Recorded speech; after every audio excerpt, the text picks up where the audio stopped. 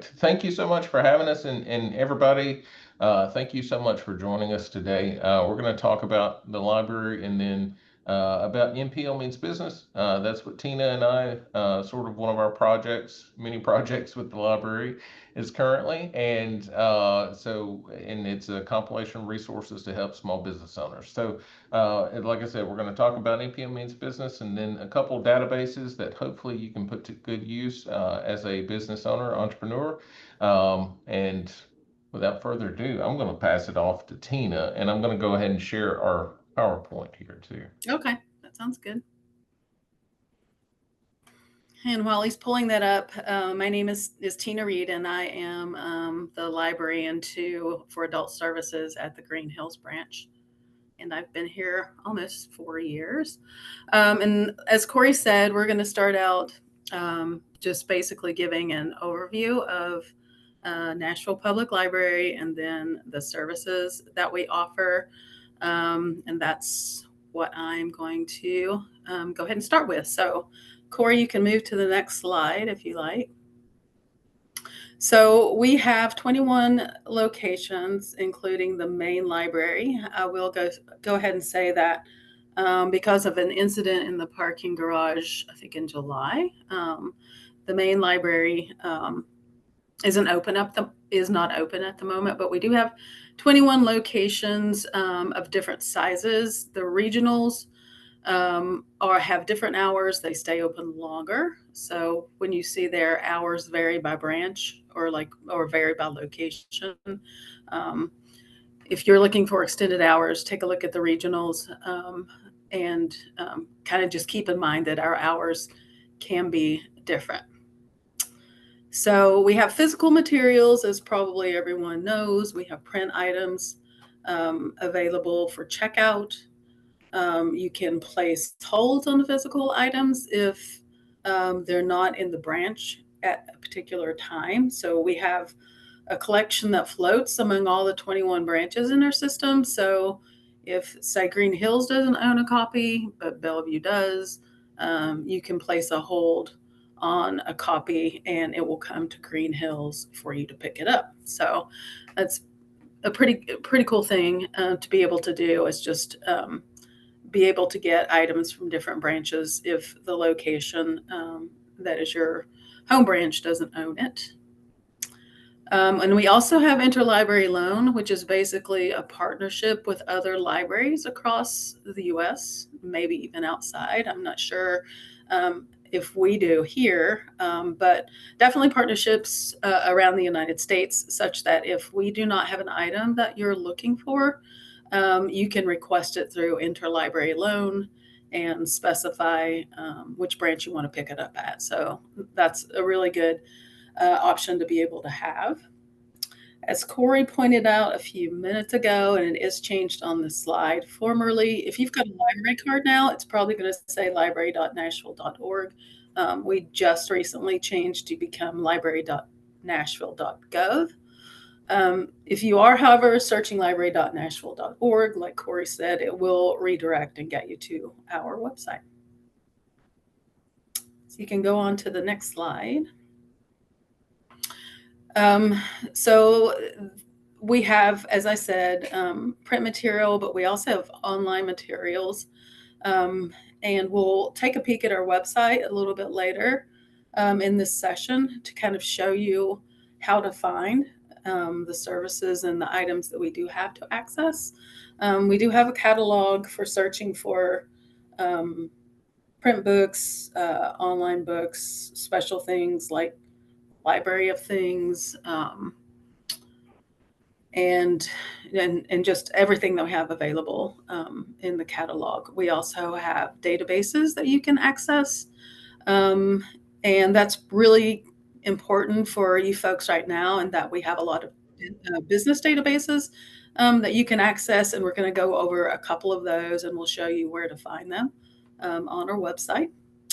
We also have a Book a Librarian service, and through Book a Librarian service, if you need, say, technological help, if you need, say, a notary, we have notary services available here at some of the branches.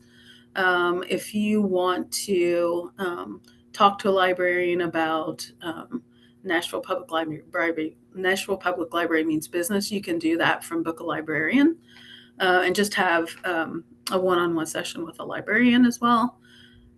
We have a services page on our website that will take particular care to like point out where specific things are on our website as far as services that we have available. And you can go to the next slide, Corey. You can apply for your library card online. You can also come into a branch. It's pretty easy either way, but a little bit more efficient if you go ahead and do it online. So you can apply at library.nashville.gov, and you do have to provide an email address. You're going to need, at some point, either way you do it, to verify your address. So if you do not mind a third-party verification service verifying your address, you can use the first option, and they'll go ahead and verify your address online, such that when you come into a branch, all you have to do is show your ID, and they will pull you up and get you a card if you want. If you don't want to do that, it only takes a few minutes for you to get access to the account if you go that way too. Otherwise, you can get a step ahead by doing the paperwork online before you actually go in for your visit. So you're filling out some information, and then when you go in, you are going to have to show proof of address, whether that's just say a current utility bill, like maybe a lease agreement, something like that. So, and again, you can also just go into the branch. You can fill out an application, paper application, or we can just, you can also capture a QR code in the branch, and we can get you set up pretty quickly that way with a library card. You can go to the next slide, Corey. So a little bit about this, or this slide I've already gone over. You do have to have a photo ID, and you do have to have proof of residence. If you're out of county, but within our service area, you can get a free library card to have access to our physical items. If you want to go a bit further and access our digital material, you can do that as well if you are within our service area. And that's $10 annually to access our digital items. And you can pay, if you're in the branch, you can pay by cash or check. You can do it online with a credit card as well once you register. So that's a pretty good deal for people who aren't in our county. We have a couple, I think Alabama and Kentucky, and areas in Tennessee that are outside Davidson County, where you can also get a library card, including digital material, for $10. All right, Corey, the next one. Something really great about your library card: we don't charge overdue fines or fees, and we do that just to make sure that we don't block anyone's access and make it kind of a level playing field for people who might not be able to pay any fines or fees that they accumulate. If you do see a fee on your library card, it probably means that you've had an item out for so long that the cost has gone on there. But we are so friendly that if you still have that item, just bring it back in, we check it in, and the cost of that item goes off. So it's a really great feature. It's something I'm really proud of, that we don't charge any fines or fees for using your library card. Most things are going to check out for 21 days, and there are some exceptions, such as DVDs. We have a collection called Lucky Day, the Lucky Day collection, which those are new books that have just come out that have a high request list of people waiting on them. And the only way you can get those is to go into a branch, see them on the Lucky Day shelf, and check them out. Those do have a 2-week lending period with no renewals. So with some exceptions, very few, most items have a 21-day lending period. We have automated renewals, so you don't have to worry about renewing your items.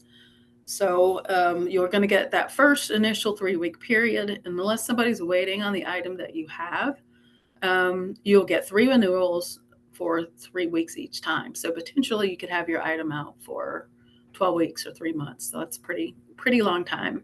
If somebody is waiting on it, then we're going to email you or give you a phone call, let you know you need to bring that item back. When you do bring your items back, you can take them to any location. Say if you checked out at Green Hills, but you were closer to Bellevue, you could just return them to Bellevue and they'll get them back to the owning location. Let's see. Another thing about automated renewals, I told you that your item won't renew if your item is on hold, but also if your card is blocked. And an example of why your card might be blocked would be if you've got 2 items out that have been out so long that they've aged to lost and actually have the cost on there, that's going to block your card from using it. So your item's not going to auto renew if that's the situation. If you did have 2 items checked out, if you just brought one back, that's going to allow you to check out again. And it's going to remove the block from your card. So 2 will block you, 1 will not block you. Again, that's pretty friendly, I think, for NPL. And then once it does reach the maximum number of renewals, the 3 renewals, if you still need it, you can bring it back into the location of your choice. We can check it in. If nobody's waiting on it, we can check it right back out to you. And just the cycle starts again of 3 renewals. Okay, Corey, you can go on to the next one. You can put a hold on an item if it's already checked out to another customer or if it's at another location. We can do that for you in the branch. You can give us a phone call. We can do it over the phone. You can do it on our website just by signing into your account. You can put a hold on a book so that you're in line to get the next available copy. You can only do 25 holds per account at one time, though. You can check out 100 items at a time as far as print material. Overdrive holds, you're going to be limited to 10, and Overdrive is our digital material. For print material, we will hold your item when it comes in for 7 days. For Overdrive, if it's digital material, you've got to hold on something, we'll hold it for 3 days for you to check it out. Your holds cannot be transferred to another library card. If someone does come in frequently to pick up items for you, you can have them added onto your card as an approved user. And it's a pretty simple process. You can fill out just a simple sheet of paper saying you want to add them, or you can add them at the point that you're setting up your account as an approved user with their name and their birth date. And when they do come in to pick up your holds, they will need to show their ID. Okay, Corey. Accessing your account online, that's something we'll show you a little bit later. It's pretty simple.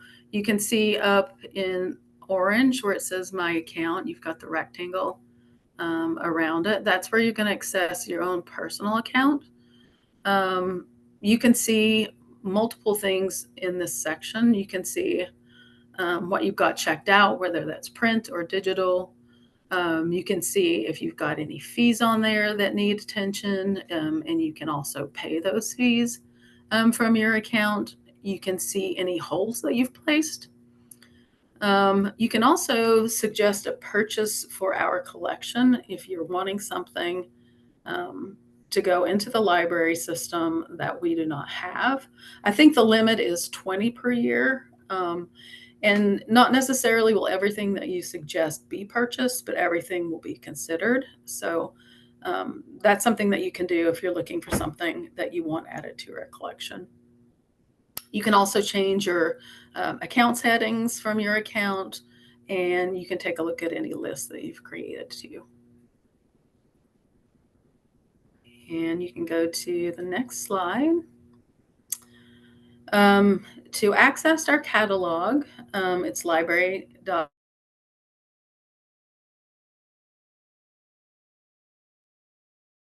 It's still going to redirect to our website. And this is what our website looks like. It has a search box, so you can search for what you're looking for. whether it's digital or print. You can search by title or author or subject in that search box. And you can browse by clicking search without typing anything. And then you can also use the filters to the left. Those are really handy. I use those a lot. If a patron is in front of me and they're looking for a nonfiction book in the adult section, then I'm going to filter it so that it only pulls up books in the adult collection, and I can change the location to Green Hills. And then it's going to sort for only things that are available in the Green Hills collection at that time. And you can also narrow that down to like more current publications. So it's a really good feature to use on the left as far as filtering your searches. All right, Corey. NPL events, you'll find that on our homepage. You can see the orange rectangle again showing you where to find events. You can also go up above that where there are the words catalog, site, or events, and you can click on events. If you're looking for a particular location, you could just type in Green Hills, for example, in that search bar, and it's going to pull up a list of the events that we have going on at the Green Hills branch. But if you're just selecting events, you can browse the calendar, see what's going on for adults, kids, teens, just all over the system. And again, there are filters there too, such that you can narrow to only adult programs, or you can type in a search word such as business and find out what we've got going on as far as programs that might be related to business as well. Okay, Corey, you can go to the next slide. Services, just a ton of stuff. If you click on this tab, we've got so many things that we offer, so many things being added all the time. We have notary appointments. You don't have to have a library card to make an appointment with a notary. We have proctors if you're needing that. We have, you can get your passport. Now, this is not every single location, but different locations do offer these different services. We have printing and copying, mobile printing. If you do have a library card, you're going to get $10 worth of free printing every month. So that's a really good feature that we do offer. You can look for computer classes. We've got meeting rooms that you can book. Again, you don't have to have a library card, just specific guidelines you have to meet, such as being a nonprofit or a not-for-profit. Also within services, you're going to find NPL Means Business, and clicking on that will show you what we offer through that initiative and get you to resources really quickly. So again, we'll probably be going to services on our website in real time in a few, but that's just kind of an overview of what we have available as far as services in our system. Okay, Corey, I think this is where you come in and you talk a little bit about NPL Means Business and what we've got going on for folks watching who might be entrepreneurs or starting their own businesses or just needing help. Yeah, so thank you, Tina. NPL Means Business has been around for about 4-5 years now. It's hard to believe that time has flown by that fast, but like I said at the start of this presentation, that it's a way for the library to have pooled its resources to help business owners and entrepreneurs around Nashville and Middle Tennessee. So I'm going to go through sort of what we do in general here in these slides. If you have any questions, just feel free to pop those in the chat as we jump through here. So there we go. So our website, if you want to go directly to our web page instead of going through the services tab, which either way works fine, but the direct website or link is library.nashville.gov/NPL-means-business.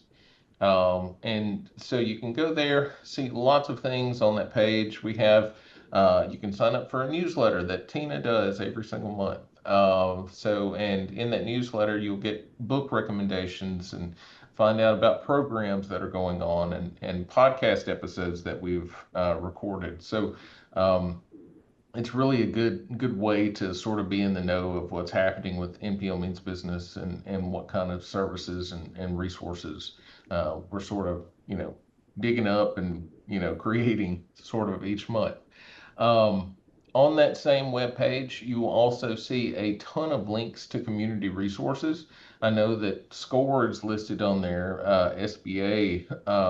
Pretty much you go from the federal level down to the local level, and then some even for like, let's say, finance or legal. If you have legal concerns or legal issues happening, there's a link to an organization that can help you there. So all of that is on that webpage. Book recommendations, pretty much we have like this scrolling menu across the top of the page, which you'll see that recommends different titles, new titles that have been added to our collection that are, business related, business focused. And then book a librarian. So you can book and take a few minutes and ask us questions one-on-one. If you have issues with a snag that you've run into with your business, then we can try our best to help you or get you directed to the organization or resource that we know should be able to help you. And then lastly, databases. So NPL's website and its databases, and we'll talk more about this here in a second, I think it's on the next slide, but it's fine. The databases themselves, several of them are offered directly from NPL. And so with those NPL databases, you would need a NPL library card to access those. If you are a non-resident, then you would have to pay the $10 to get digital access to be able to access those databases. Now, there are some that are available for absolutely free through the Tennessee Electronic Library. The two databases we've chosen to cover today, which we cover different ones in each one of these presentations that we try to do with SCORE. The two that we cover today are part of that paid. So you would need to be a resident of Davidson County or pay the $10 non-resident fee. But the ones with Tennessee Electronic Libraries that we cover, those are free. I don't even think you have to have a Tennessee telephone number anymore. I know used to years ago, you had to have a Tennessee telephone number. And I remember I worked at the library and I just typed in the library where I worked, that telephone number there, and woo, I got access. So it's really easy to get access to those. And like I said, join us for another one of these down the road and we will cover some of those databases. Okay, so here's that list of databases.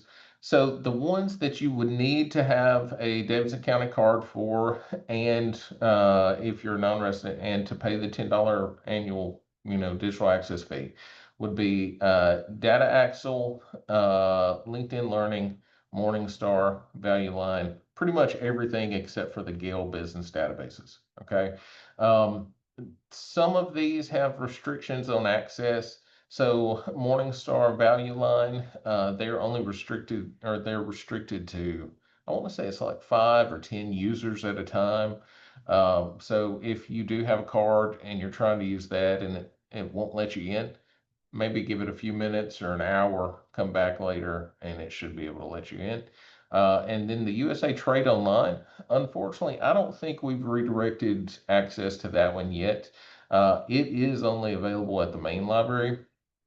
So whenever the main library is reopened, you'll be able to access that there. The rest of them, there really aren't any other, I guess, access restrictions there. So we will jump on here. So, Corey, let me ask a question really quickly. Yeah, sure. If you don't have access and you're out of our area, or you just don't have, you just didn't purchase a card, if you're actually visiting a branch and you're signing on to one of our computers, do you have access to the databases? I believe you do. Like, and just using our public service computers, like if you use a Right. guest pass, you should be able to access it in person. So yeah, I guess in that's one of our one way locations. around if you, yeah. Yeah. But always, try to plug some of these databases with your local library too. If you are around an academic libraries spend lots more money on databases than public libraries. So you could always reach out to a university library if you live close to one of those, or like I said, just your local library. And hopefully things can get added, I guess, with enough demand.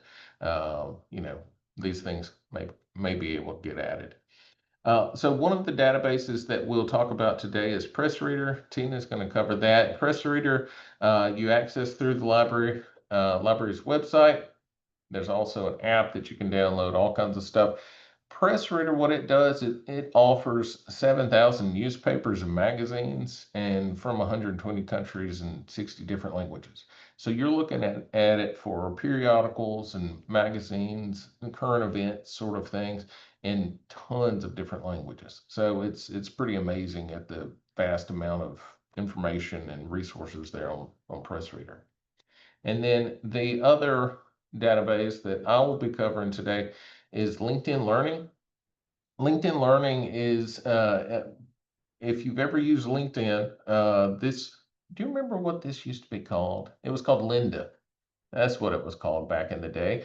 So if you ever used to use Linda, it's the same exact thing same exact database as what LinkedIn Learning is. So it offers courses and tutorials and full-on learning paths. I'll cover that later on how to learn certain skills, business management. It'll teach you how to code, type script, computer script, all kinds of stuff on LinkedIn Learning, and you can even earn professional certificates for free. All you have to have is that library card for it. So that is the end of these slides. Any questions before we jump to our website? Remember that you can unmute yourself and ask questions if there are any.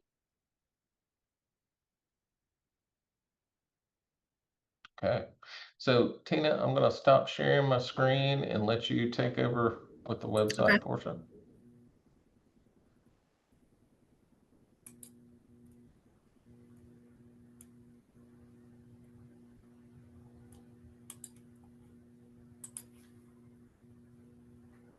Can you see my screen and can you hear me okay? Yes. Yes, ma'am. Yep. Oh, okay, very good. Okay, so I'm going to cover PressReader. It's very simple to use. I'm basically going to show you where to find it on our website and just a few more tips about how you can use it. So you can see library.nashville.gov. And then once you're on our homepage, education and research is where you're going to find our databases. So you can just move over to databases A to Z to find PressReader. There's several different ways you can locate it. If you're just on databases A to Z and you're just scrolling through them, which I would recommend you do just to see what we have, you're going to find it down under the P's for PressReader. This is what the icon will look like. If you don't remember PressReader, maybe you can remember that image. But if you go back up to top of the screen, you can also search by title. So if you just type in PressReader, it's going to take you right there. You can limit by age if you want to, and you can browse by subject. So for this session, something that might be relevant would be business, and then it's going to limit the databases that you're seeing to business-related databases. And then you can just scroll down. Actually, it's not under business-related databases. Sorry about that. It is under, I think, magazines and articles. Sorry about that, magazines and articles. And then you'll scroll down a little bit, and there you'll see PressReader. So you'll just click on PressReader. And as Corey says, or said, you can search over 7,000 magazines and newspapers. and just on the homepage, it will pull up the catalog. One of the things that I get asked the most on the desk is, how do I access the New York Times? A lot of times people are just wanting crosswords, but a lot of people are just wanting daily access to the New York Times. We do have a New York Times database, but I find it a lot easier to go to Press Reader and just start reading now. Very, very easy. I think, unless things have changed, if you go to the New York Times database, you might have to put in a code every day. That may have changed, but I just find Press Reader to be like super friendly. And so once you've pulled up the New York Times, you can just scroll to the right or the left. If you want to, let's say we're going to choose this page. If you wanted to, let's say, copy something and maybe print something out, you can use your, you can just right click on print custom area, and then you can just drag to the area that you're wanting to print and just go up here to the top and click on print. So very, very, very cool feature of Press Reader. When you're looking in the catalog, you can limit it. You'll see newspapers and magazines, but if you keep scrolling down to the bottom, you're going to see the different categories that you can click on to kind of narrow your search. And then business and current affairs. These are the ones that might be helpful and relevant to you folks out there who are owning business, or businesses are looking to start a business. And again, we just have tons and tons of resources here for you to access. And it's very simple. There is a point where you're going to have to, I'm inside the library, so I don't have to put in my library card or PIN. But you're going to be prompted to do that outside the library if you are trying to access these resources. But again, it's pretty simple. I think I used to say it's not utilized enough, but I'm having at my desk more and more people ask about it, and especially as related to the New York Times, but just tons of resources if you're interested in business magazines or newspapers. And I am going to stop sharing my screen.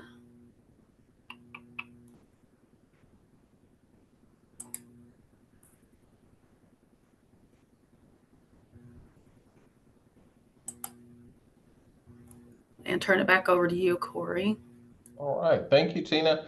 So let me try to put my screen up again. Hold on. Here we are. Everybody see that fine? Yeah. Okay, so this should be somewhere that you've seen before, because Tina just showed us this page. So this is just that education and research tab up there. I just clicked on it, and this is the page you come to. So library.nashville.gov/research if you want to go directly there. Before I jump on, I saw that Patricia had her hand raised. Patricia, did you have a question or anything? Comment?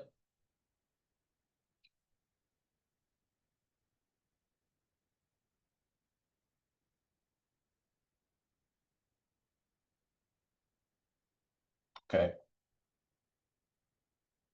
Oh, that was accidental. Cool. All right, we'll move right along then.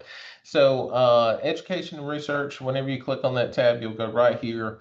You can click view all databases, and that's a pretty fantastic feature. If you want to narrow down by subject, you can always click here and just find, whatever you want to look at.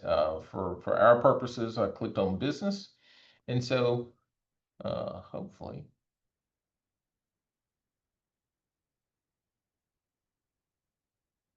Okay, hold on. Swap this around. Had to refresh it there for a second. Sorry about that.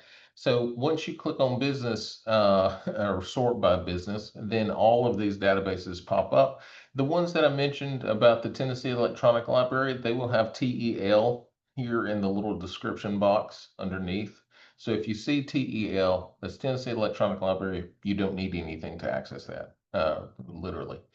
So Data Axle, always try to plug Data Axle because I don't think it gets utilized as much as it should. But join us for another one of these presentations and we'll talk more about Data Axle. There's the Morningstar, there's the USA Trade Online, Value Line, and then LinkedIn Learning is what we're going to go to. So I'm just going to click on LinkedIn Learning and then click Get Started. So it asks for my library card number. I'll type that in real quick. Yeah, I've got that number memorized. I'm sorry. Okay, so once you type in your library card number and your PIN, pretty much you're off and running. So the website itself, if you are looking high and low for a little search to do a topic search, then it's up here to the right. So it is sort of tucked away a little bit. And so you can literally type in anything that you want to and search for that topic. So AI is a popular topic right now, artificial intelligence. So I even typed in A and it's already trying to give me an artificial intelligence foundations course. So we can just click on that, see what happens here. So LinkedIn Learning is sort of a compilation of different topics, tons of different topics, and to help you learn how to code book, like I said, write script, computer script. You can learn how to do Microsoft Excel. You can learn how to be a better leader, how to be better at human resources, learn about artificial intelligence.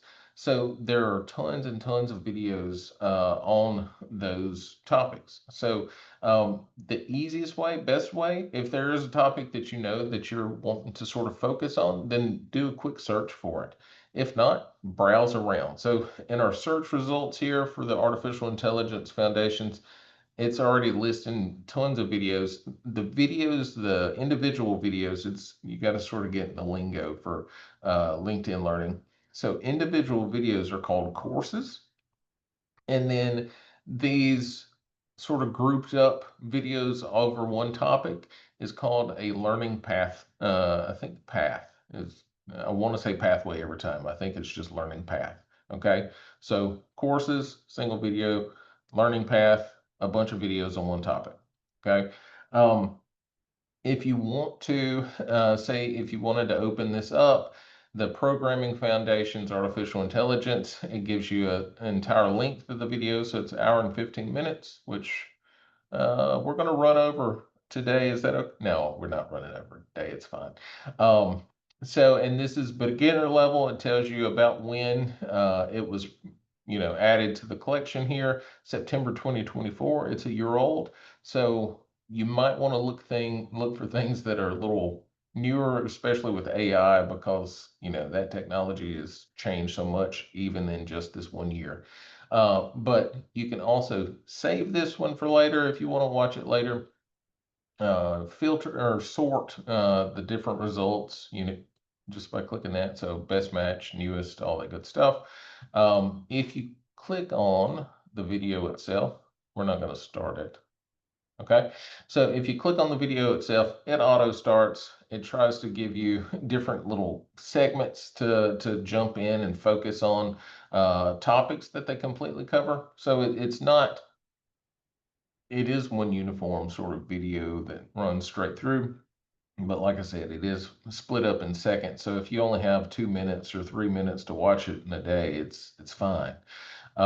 If you scroll down here, a couple cool little features for LinkedIn Learning. So of course you've got your regular, that's pretty standard. Like if you've watched a YouTube video, you've seen this little bar to, fast forward and jump ahead 10 seconds and things like that. That's a standard full bar. Now, the general overview right underneath gives you an overview of what this course talks about. And, there again is the length, the level, when it was released, learning objectives. So all kinds of cool stuff here. If you want to follow a rabbit trail down another skill path that this video covers, you can just click on that and it can go ahead and start recommending other videos in that sort of skill path. Under notebook, you can actually take notes on on your I guess on your device, on your laptop, as you're watching the videos. And then if you want to, you can actually pull up the transcript and read what they, read the whole thing. So that's pretty cool. One thing I mentioned previously, that you can work on certain certifications, while professional certifications, while you are taking these courses. If there are certifications that are connected with certain videos or courses, then it will show them here. So you can see show all. It's part of a LinkedIn learning certificate. That's pretty much it for that one. And I'll show you more of those certificates that are available later. It also recommends other related courses here on the right. So all of this is pretty handy. It's pretty intuitive. I'm going to jump back home just so we can get back there. So if you are actively watching things, or have started a course and wonder where you go next, or how to jump back to where you left off, then everything you've checked out or started watching, it will be in your library. Okay, so here's some things that I've clicked on that, I've started to look through, and just, had to stop for who knows what reason. And it just holds your progress for you. So I pretty much just clicked on this one and paused it immediately just to see what it was like. And so there's not really a progress bar, but this one I actually started and stayed into it for a little bit. So those are different levels, and it shows you how far you've gotten in the courses. If you do have some saved, they will pop up here. And then learning histories, if you do have some that are completed, then those will show up here and show when you completed those courses. Okay. Now, one thing cool too, or one thing to note, if you click on the little icon up here in the top right next to this magnifying glass, you see my content. My content is the same exact as my library. I'm not really sure why they call them two different things, but I'll click on this so you can see what I'm talking about. See, it takes you right back to the same place. So don't get confused with the wording on that one. It's exactly the same. It's two ways of getting to the same place. Okay. If you click on content, now this link for just general content will show you all the things. Well, it's a good way to start browsing what LinkedIn Learning has to offer. Okay, look at the tabs at the top. You have business, technology, and creative. So there are different sort of segments that you can go ahead and start filtering down the results. There's leadership and management, of course, diversity and equity and inclusion and productivity. So all things that you can click on and start to go down that rabbit hole to find the course or learning path that you're looking for. Role guides, if you are in a particular position, you're a human resources manager, it will start to recommend videos and courses, all that good stuff for people in those roles. So that's a way that you can find that information. These learning paths, like I said, these are the much longer compilation of videos or courses put together. So see this one, its timestamp is 6 hours and 3 minutes. The next one over is 13 hours. So Master Microsoft Excel, 13 hours. 49 hours for Become a Data Analyst. So and once you hit a learning path, be ready to be able to devote some time to it. Under business topics, you can essentially go through here. This is another way to filter your results or focus your results, I guess, on what you're looking for course-wise or video-wise. If you want to look for data analysis videos, then you can just click on that and start to go through, and then start using your sort button over here to do by newest or best match or view count. Okay. All right, so at the very bottom of this, there is also this software. So if there are videos on a particular software that you're trying to learn, check GPT these days. Microsoft Copilot is another AI tool. So any of that stuff, Google Workspace is always handy. Any of that space and that information that you need, you can just click on those links there, and it'll take you to a set of videos that are offered on those topics. Okay. If you are working on coding, you can actually go here and find practice for coding stuff. So there are practice tests. There's all kinds of information and useful tools here for you. Under certifications, so here's a list of certifications that they offer professional certificates in, certification programs and certificates. So you can show all and see all that they offer. There are certification preparation areas as well, and then practice exams for you, and then continuing education. And then down here at the bottom, they always have at least 3 trending topics that they offer. It's like, hey, are you wanting this? And you just click on that and it starts to list everything in whatever that topic is. So typically these are arranged with the news and featured courses up top. Topics for today's managers and leaders, learning paths. Towards the bottom, you've got your management skills certifications. All right. Okay, so that has brought us to pretty close to time to stop for questions. Okay, any questions on any of this stuff? I know we went through it really fast, but there's a lot to know, and it's fairly intuitive. I know both databases are fairly intuitive.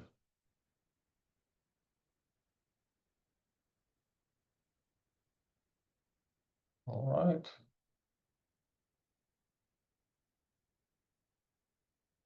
Okay, if there are no questions, I'm going to do a shameless plug for our podcast. So if you listen to podcasts or anything, NPL Means Business has started a podcast where we interview just community resources, folks who work at or have established community resources around Nashville and Middle Tennessee. We have episodes that come out every second and fourth Thursday of each month. So you can find those on Spotify, on Pocket Cast, on Apple Podcast, on YouTube. So they're a little bit everywhere, and they're not too much of a time commitment. They're only like 15 minutes a piece, so it's really a quick learn or quick listen. Would like to know when other workshops for other databases like Data Axle, USA Trade, etc. So we've been working with SCORE to offer these workshops about every other month. So the next one will be in December. I'm not sure which databases will be covered, but it'll be 2 different databases. We'll sort of just pull 2 names out of the hat and keep going through. I think the last one of these videos presentations was recorded and posted. I think it's posted on YouTube. And so you can get sort of an idea for 2 other databases by watching that presentation. Thank you, Nashville Library, for your knowledge shared today. For everyone that's here, you will receive an email with a feedback form. We would love for you to fill that up. If you have any other questions, now's the time. And thank you for taking your lunch hour to join us and learn more about our free resources. Thank you all. I added my email address to the chat just in case anybody wants that for later. But thank you guys. Yeah, thanks everybody.